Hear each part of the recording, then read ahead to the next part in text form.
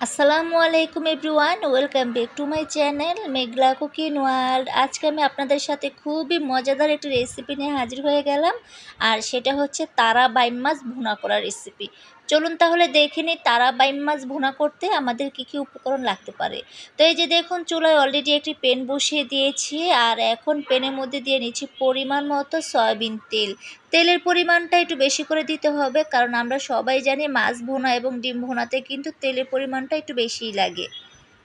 তো তেল গরম হয়ে গেছে, তারপর আমি তেলের উপরে দিয়ে নিচ্ছি বেশি করে পেঁয়াজ কুচি, আর পেঁয়াজগুলো আমি একদম মিহি কুচি করে কেটে নিয়েছি। এখন পেঁয়াজগুলো তেলের সাথে নাড়াচাড়া দিয়ে একটু ভেজে নিব। তো এই যে দেখুন, পেঁয়াজগুলো ভেজে নেওয়া হয়ে গেছে। এখন আমি একটু পানি দিয়ে নিব যাতে করে পেঁয়াজগুলো পুড়ে না যায়। এখন এক এক করে সব ধরনের মশলাগুলো দিয়ে নিচ্ছি প্রথমে স্বাদ মতো লবণ, আর এখন দিয়ে নিচ্ছি প্রায় আধা টেবিল চামচের মতো জিরা পেস্ট, দিয়ে নিচ্ছি আধা টেবিল চামচের মতো আদা রসুনের পেস্ট। তো এগুলো দেওয়ার পর এখন আমি আরেকটু ভালো করে নাড়া দিয়ে নিব।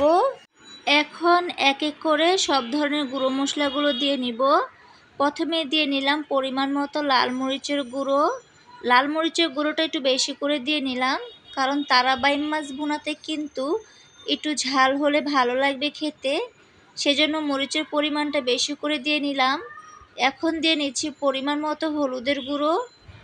এখন একটু নাড়াচাড়া দিয়ে কষিয়ে নিব, আর আমি এখানে আর একটু পানি দিয়ে নিব, আর না হলে কিন্তু মশলাটা পুড়ে যাবে।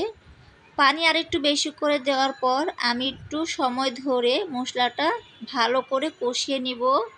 মশলাটা যত ভালো করে কষানো হবে ততই কিন্তু বাইম মাছ ভুনাটা খেতে ভালো লাগবে।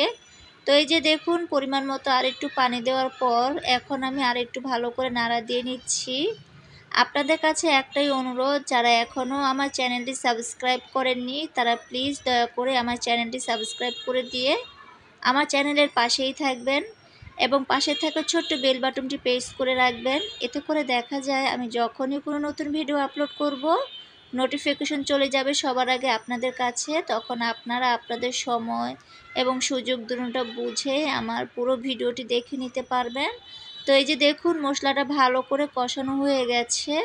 তারপর আমি সেই কষানো মশলার উপরে দিয়ে নিলাম কেটে নেওয়া বাইম মাছগুলো।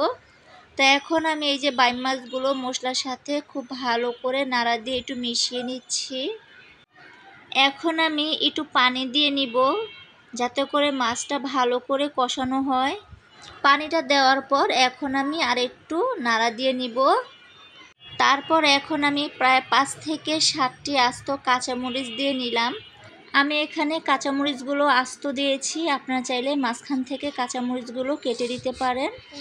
এখন ঢাকনা দিয়ে ঢেকে রাখবো। তো এই যে দেখুন, বাইম মাছগুলো আমার কষানো হয়ে গেছে। তো এখন আমি অল্প একটু ঝোলের জন্য পানি দিয়ে নিব, আর বাইম মাছ ভুনাতে আমি কিন্তু বেশি পানি রাখবো না, জাস্ট হালকা একটু মাখা মাখা পানি রাখবো যাতে করে ভাতটা মেখে খাওয়া যায়। তো ঝোলের জন্য পানিটা দেওয়ার পর দেখুন আমি একটু নাড়া দিয়ে নিচ্ছি। এখন আমি দিয়ে নিচ্ছি কেটে নেওয়া টমেটো। আমি এখানে 2টা টমেটো নিয়েছি, আপনারা চাইলে কম বেশি টমেটো দিতে পারেন, তবে আমার কাছে টমেটো একটু বেশি দিলে ভালো লাগে খেতে, সেজন্য টমেটোর পরিমাণটা বাড়িয়ে দিলাম। এখন ঢাকনা দিয়ে ঢেকে রান্না করে নিব প্রায় 5 থেকে 6 মিনিটের মতো। এই যে দেখুন, আমি প্রায় 5 মিনিট পর চলে এসেছি। এখন আমি দিয়ে নিচ্ছি বেশি করে ধনিয়া পাতা কুচি। ধনিয়া পাতা কুচিটা অবশ্যই দিতে হবে। ধনিয়া পাতা কুচিটা কোনো মতে স্কিপ করা যাবে না। ধনিয়া পাতা কুচিটা দিলে দেখা যায় সুন্দর একটা ফ্লেভার আসে, সেজন্য আমি ধনিয়া পাতা কুচিটা কোনো মতে স্কিপ করলাম না।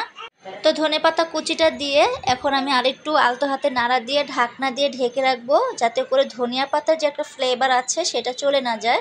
তো এখন লবণটা একটু চেক করে দেখলাম যে আলহামদুলিল্লাহ লবণটা একদম পারফেক্টভাবে হয়েছে। তাই এখন ঢাকনা দিয়ে ঢেকে প্রায় 2 থেকে 3 মিনিটের মতো ঢেকে রাখবো। এতে করে দেখা যায় সুন্দর একটা ফ্লেভার আসবে। তো এই যে দেখুন, আমার বাইম মাছটা রান্না করা হয়ে গেছে। এখন একটি সার্ভিং প্লেটে আপনাদেরকে সার্ভ করে দেখাবো। তো এই যে দেখুন, আলহামদুলিল্লাহ খুবই ঝটপট অল্প উপকরণ দিয়ে আমি বাইম মাছ ভুনা করে ফেললাম। আজকের মতো বিদায় নিচ্ছি, আবারও দেখা হবে আপনাদের মাঝে নতুন কোনো রেসিপিতে। ভালো থাকবেন। আসসালামু আলাইকুম।